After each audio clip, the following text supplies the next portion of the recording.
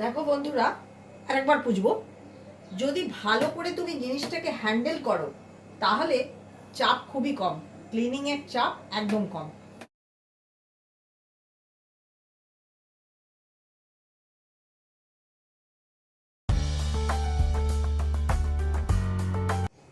Hi friends, দেখছো গলাটা কিরকম ধরে আছে গুড মর্নিং বলার আগে। গুড মর্নিং, সুপ্রভাত। চলো আজকে তোমাদের আমি আগে বলেছি যে গোটা ফ্রিজ আমি কোনোদিন পরিষ্কার করার সুযোগ পাই না। যখন যে পার্টটা মনে হয় যে আজকে এই পার্টটা একটু নোংরা নোংরা লাগছে, এই অংশটা আমি খালি করে নেবো বা খুলে পরিষ্কার করে নেবো, আমি ওইটুকুই করি। তো আজকে আমি ঠিক করেছি এই যে বাস্কেটটা দেখছো ফ্রিজের, আমি এইটাকে খালি করে পরিষ্কার করে আবার নতুনভাবে সাজিয়ে দেবো।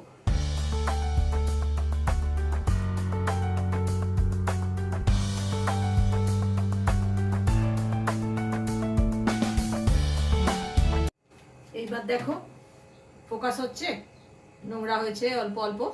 আমি তো তোমাদের বলেছি কখনো আমি ডিপ নোংরা করি না, কারণ ওটা পরিষ্কার করতে আমারই কষ্ট হবে। এই কাপড়টা ভিজিয়ে ভালো করে পুছে নেবো।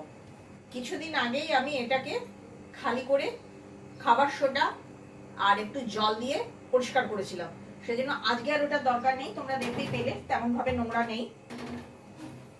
দার্জিলিং যাওয়ার সময় করে গেছিলাম এটা। আমি ফ্রিজ কখনোই বন্ধ করি না, যার জন্য ওইভাবে একসঙ্গে গোটা ফ্রিজ পরিষ্কার করা 18 সালের পর থেকে আমি ছেড়ে দিয়েছি।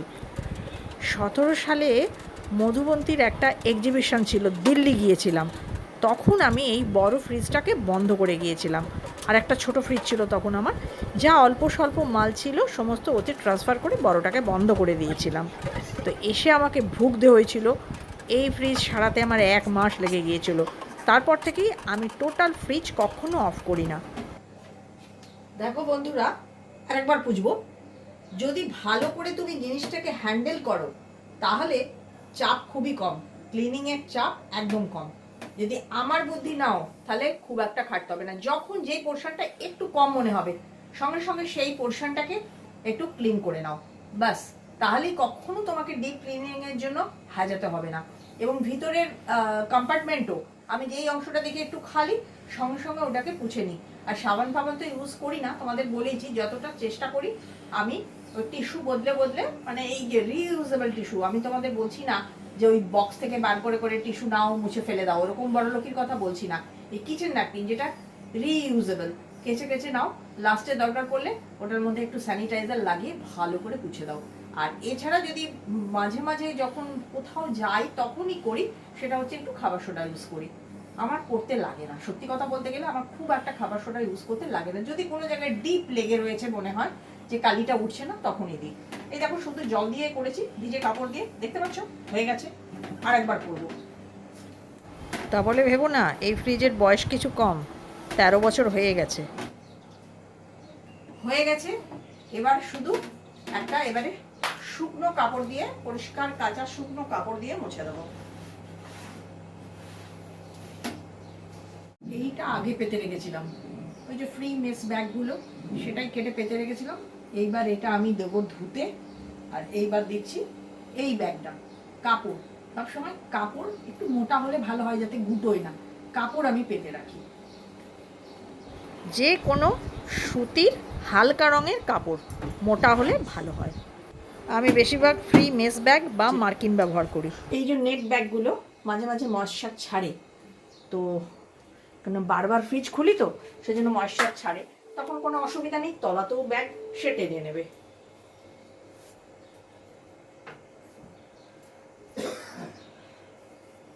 আর তোমার বাস্কেটটাও স্ক্র্যাচ পড়বে না।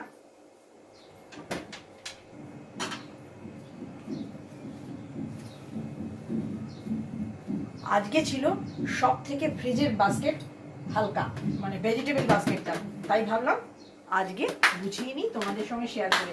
আগে 2-4 বার করেছি কিন্তু শেয়ার করার সুযোগ হয়নি। আমি ফ্রিজের ডোরের সেলফের ভেতরেও কিছু না কিছু স্প্রেডিং ব্যবহার করি। আর এটা হচ্ছে মধুবন্তীর ডিমের ভুজি। সিএস চ্যাটার্জির তো জলখাবার বাঁধা হয়ে গেছে। আর এটা যারা পুরনো বন্ধু তারা দেখেই বুঝতে পারছো মধুবন্তী সাদা ডিম খায় না, তাই ওর জন্য বানাচ্ছি ভুজি।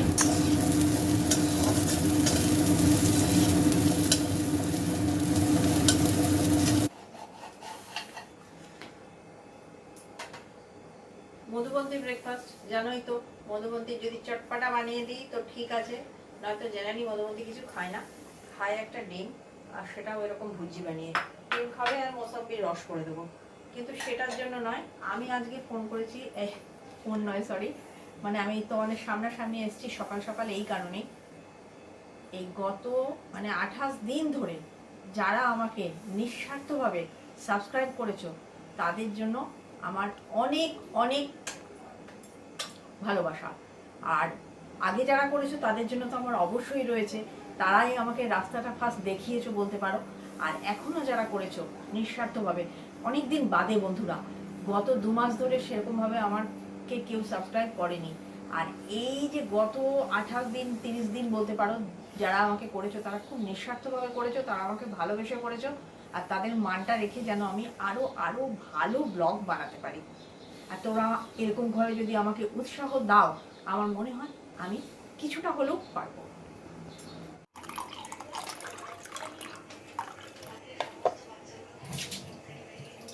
জল মিশিয়ে রেডি করে আমি এটা রেখে দেবো।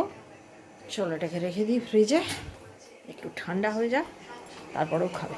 আমি ঠান্ডা জল মেশাইনি, নর্মাল জল মিশিয়েছি, কারণ ও এখন খাবে না, ও এখন বসেছে। এই দেখো চা, চা না খেলে মহাভারত অশুদ্ধ হয়ে যায়। এবার হবে আবার চা, দুধটা বার করে নাও। এই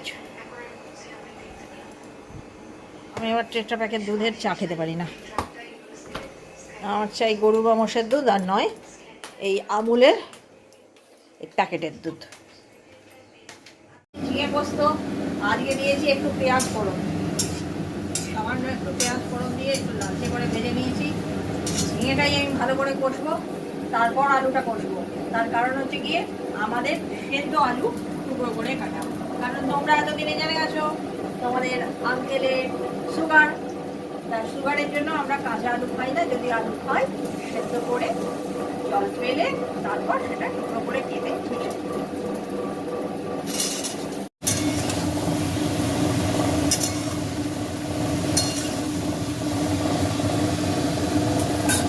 পোস্ত দেখো বেটে নিয়েছি, কাঁচা লঙ্কা এবং লাল লঙ্কা 2 রকম দিয়েছি, একদম চন্দনের মতো বাটা হয়েছে। আগে ড্রাই বেটে নিতে হবে, তারপর শুকনো লঙ্কা মানে কাঁচা লঙ্কা মেশাতে হবে, শুকনো লঙ্কা আর পোস্ত আগে বেটে নিই, তারপর কাঁচা লঙ্কাটি মেশাই, তারপরে জল দিয়ে একটা বাটন দিলেই একদম চন্দন। বুঝতে পারছো কাকিমা, আপনাদের এত কিসের জিরে লঙ্কা ভাজা হয় বলুন তো? আপনাদের দেখছি জিরে লঙ্কার সঙ্গে খুব প্রেম প্রীতি। হ্যাঁ ভাই সত্যি, শেষ চ্যাটার্জির প্রেম প্রীতিটা একটু বেশি, সবেই জিরে লঙ্কা। তোমার কর্ম তুমি করো মা, লোকে বলে আমি করি। তাই দেখিয়ে দিলাম যে এটা কার কাজ কে করে। আলু সেদ্ধ হওয়ার পরে আলু ঢেলে ফেলাটা শেষ চ্যাটার্জিই করে, এবং ঠান্ডা করে খোসা ছাড়ানো সেটাও উনিই করে। শুধু সব ক্রেডিট আমি নেবো না। এই দেখো মধুবন্তী আমাকে ডাক দিয়েছিল, আমার যাওয়া হয়নি, এখন দেখে আসি তিনি কি মহান কাজ করছেন।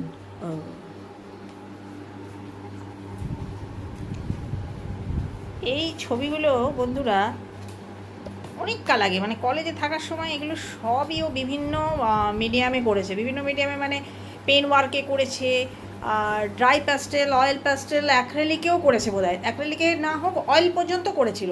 তারপরে পরের দিকটাই তো ও পুরোপুরি ক্যানভাসের ওপরে অ্যাক্রেলিক ধরে নিয়েছিল, পেপারের ওপরে।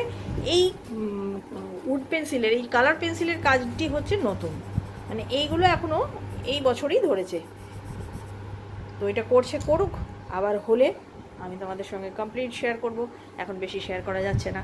আর এদিকে দেখো হাঁসটি যেন একটু হালকা হালকা নোংরা নোংরা লাগছে, একে মনে হচ্ছে কাচতে হবে, ধোলাই দিতে হবে আচ্ছা করে। অ্যাকচুয়ালি এই ছানাপোনাগুলোকে মনে হচ্ছে পুরোই ধোলাই দিতে হবে, ওই যে ভেতরে ইনি রয়েছেন, এই যে ইনি হচ্ছেন সব থেকে পুরনো মধুবন্তীর। এটা একদম 5 বছর বয়সের এইটা, আর এটা ওর দিদামণি দিয়েছিল, আর এটা ওর মনও দিয়েছিল ওর 5 ইয়ার্সের জন্মদিনে। তো এগুলোর বয়স হয়েছে, বুঝতেই পারছো। বাকি আস্তে আস্তে ধীরে ধীরে এই সমস্ত ছানাপোনা বেড়েছে। আমার এই অঞ্চলটা খুব ভালো লাগে মধুবন্তীর। আর এই অঞ্চলটা ততটাই খারাপ লাগে কি আন্ডাইটি দেখো মাগো। আর এইখানে থাকে, এই অঞ্চলটা তো ভীষণ নোংরা, ঢাকাঢুকির ভেতরে থাকে, এখানেও থাকে ওর ওই রং ফং অয়েল কালার, তারপরে এই শতরঞ্চি পেতে যে কাজ করে সেসব শতরঞ্চি অ্যাপ্রন যাবতীয় ঢোকানো থাকে এই অঞ্চলটায়। আর্টিস্টদের ঘর কবে আর পরিষ্কার থাকে, নোংরাই থাকে না। বাবা চলো, খুব বকে নিলাম, কিচেনে ঢুকে পড়ি। আর আমার এইটা সমানে ঘুরে যাচ্ছে। আরে বাবা, তোকে আমি সাজিয়েছি, তুই ঠিক করে থাক। দেখো কত বেজে গেছে, এখনো ময়লা নিতে আসেনি। এই দেখো শেষ সেটাজি মন দিয়ে গরম আলু ছাড়িয়ে দিচ্ছে। আর এই দিকের চিত্রটাও দেখো, আজ আমি কাছাকাছি করিনি। ভাতের চাল রেডি করা আছে। আর এই ঘরে নতুন পর্দা টাঙানো হয়েছে বলে পর্দাটাও কেউ সরায়নি। অ্যাকচুয়ালি কি বলেছি না, ওই যে বাঁধন না থাকলে একটু প্রবলেম হয়। আর আমি বলেছি কেউ যদি পর্দাকে এক পাশে ঠেলে দাও তার হাত কাটিং করব আমি, কাট করে। ভালো লাগে না গো এরকম করে, না গুজে এক পাশে ঠেলে দিলে ভালো লাগে না। যাই হোক, এটা এখন ক্লিপ দিয়ে এঁটে চালাচ্ছি। আচ্ছা চলো, দেখো এই দিকের জানলাও বন্ধ করে রেখেছি। রোদ, ফাটাফাটি রোদ, দেখো একদম একদম জমিয়ে ফাটাফাটি রোদ। ওহো, একটু সাদা হয়ে আছে, সানগ্লাস ছাড়া লোকে বেরোতেই পারছে না। আর আমার তো জীবনে সানগ্লাস জুটলো না, সেই ক্লাস 5 থেকে হাই মায়োপিয়া, চশমা পরে ঘুরে বেড়াই, সানগ্লাসের বহুত শব্দ। ওই দেখো ছাতি নিয়ে আসছে না। চলো, সাদা রোদটা দেখিয়ে কোনোই লাভ নেই, পো করে আবার ঢুকে পড়ি। দাঁড়াও, পর্দা টেনে দিই, টাইম আছে অনেকটা, তাই জন্য এরকম কি বলবো বাচালতা করে ঘুরে বেড়াচ্ছি।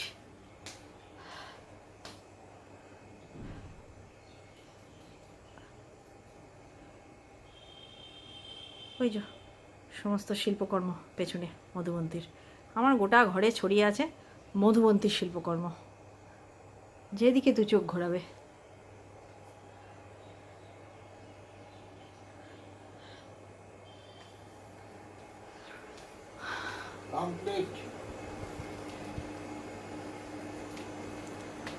এনাম একটা তোমাকে বড় থামস আপ দিলাম।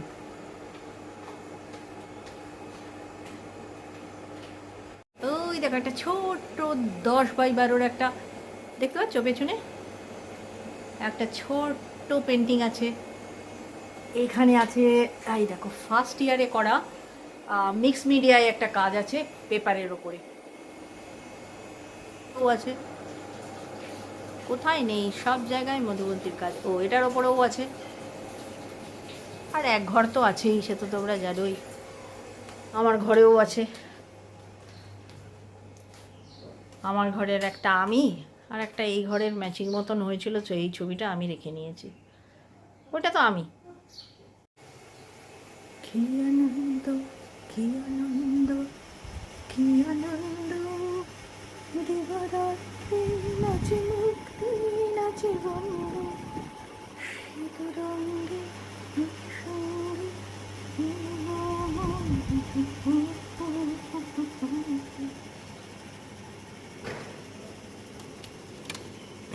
চলো, ওই দিকের খাঁকা রোদ দেখিয়েছি, তাই এই দিকের একদম শান্ত স্নিগ্ধ গঙ্গাটাকে দেখিয়ে দিলাম।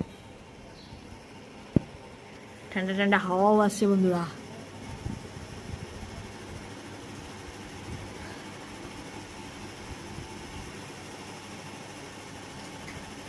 মধুবন্তীর কি বলবো, ঠান্ডা খাওয়া দেখে আমার নিজের ভেতরটাও কীরকম ঠান্ডা মতো হয়ে গেল।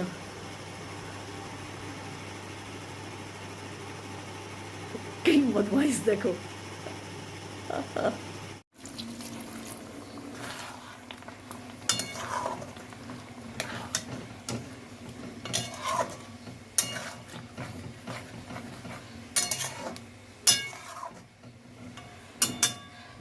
চলো বন্ধুরা, শেষের দিকে আজকে দেবো এক্সট্রা একটু করলা।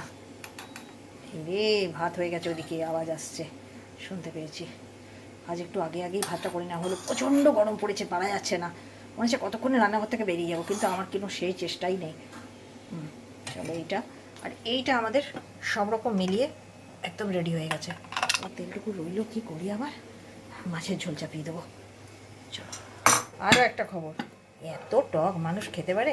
শেষ চ্যাটার্জির চাটনি আজকে আমার চাটনিতে রূপান্তরিত হবে, মানে চিনি মিক্স করে এটাকে ঠিক করতে হবে, এটাকে আমাকেই ফিনিশ করতে হবে, কেউ খাবে না এত টক।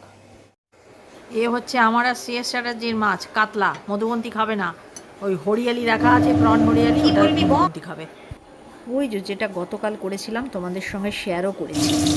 ভেবেছিলাম আগে চাটনিটা করে তারপরে মাছটা করব, কিন্তু আমি দেখলাম তাতে মাছের দফা রফা হয়ে যাবে, সেজন্য বললাম মাছটা করে কড়াইটা নামিয়ে দিই। আর চাটনিটার মিষ্টত্ব তৈরি করতে আমি এই তরকা প্যানটি ইউজ করব। চুইয়ে গায়ে এসে পড়লো, এখানকার তেল ওইখানে ট্রান্সফার হয়ে গেছে। এইবারে এইখানে আমি দিচ্ছি চাটনি ডিমেক চলছে। আর একটা কড়াই করবো না, কড়াই বাঁচাচ্ছি, মানে ঝুড়ির বাসন কম করছি।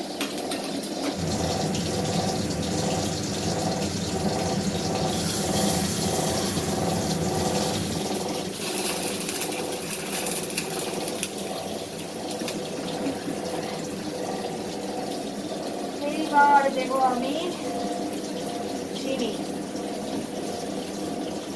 রসটা তৈরি করে নিই।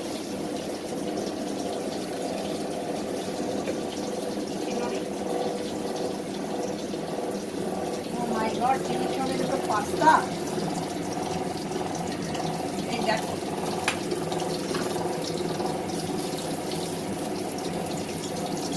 চিনির সঙ্গে দুটি পাস্তা ফ্রি এসছে চিনির সঙ্গে।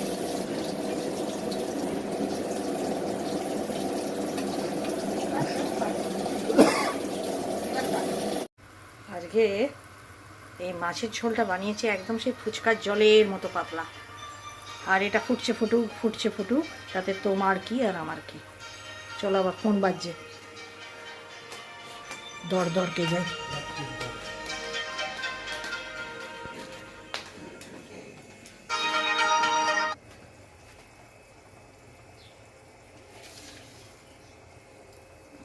এই দেখো মস্ত বড় কাজটা করছে মধুবন্তী, কারণ হাতা ছাড়া যাবে না। আরও 1 চামচ দাও, শুনতে পাচ্ছ করছে, দেখি। চলো কি বলছি, এই দেখো আবার গ্লাভস এসছে। আমাকে বাঁচাবার জন্য সবাই খুব চেষ্টা করছে, কিন্তু আমার নিজের চেষ্টার একটু অভাব রয়েছে। আবার একখানি, এটা কি সেই স্ক্রাবারওয়ালা? হ্যাঁ, এটা ভালো হয়েছে। দেখি আজকে এই কিচেন পরিষ্কার করি, ওপেনিং আমি করি, বুঝলে তো। এই গ্লাভস ইউজ করতে গেলে অবশ্যই ঘড়িটা খুলে ফেলতে হবে। আমি ফেলে একদম এক্ষুনি শেষ করছিলাম আমার প্রিয় ঘড়িটাকে, থ্যাংক গড। কারণ এই গ্লাভসের হাতের লেন্থটা ছোট এবং ঢিলেও আছে, জল অবশ্যই ঢুকবে, আগে থেকেই আমি জানি, কারণ এরকম গ্লাস আমি ব্যবহার করেছি এরকম লেন্থের। দেখা যাক, এটা হচ্ছে কি একমাত্র বাসন মাজার সময় যে এক্সট্রা, এইটাতে ফ্রেন্ডস একটা স্ক্রাবার দেওয়া আছে, যেটা বাসন ধোয়ার সময় খুব সুবিধা হচ্ছে। মানে বাসনটা তুমি মেজে নিলে তো, নিয়ে আমরা যে এক্সট্রা কাপড় বা একটা এক্সট্রা স্কচ বাইট দিয়ে সাবানটাকে ধুয়ে তুলে দিই, সেইটা তোমার এই হাত দিয়ে করে নিলেই হয়ে যাবে। আমি করলাম 2-3টে জিনিস, দেখলাম হ্যাঁ খুব ভালো হলো। আমি জানি না পরে সাবান ফুটে যাবে কিনা। আজ বন্ধুরা ফাঁকিবাজির ঘর পোছা পুছলাম। অ্যাকচুয়ালি ভ্যাকুয়াম করার পরে রোজ দিন মপিং করার, মানে প্রপার মপিংয়ের দরকার পড়ে না। আজকের মতো বন্ধুরা ব্লগটা এখানেই শেষ করলাম, এবার স্নানে যাবো। কিরম কাকতারুয়ার মতন দেখতে হয়েছে, দেখতে পাচ্ছ। যাই হোক, যদি তোমাদের আমাদের ব্লগ ভালো লেগে থাকে please subscribe. Bye bye friends.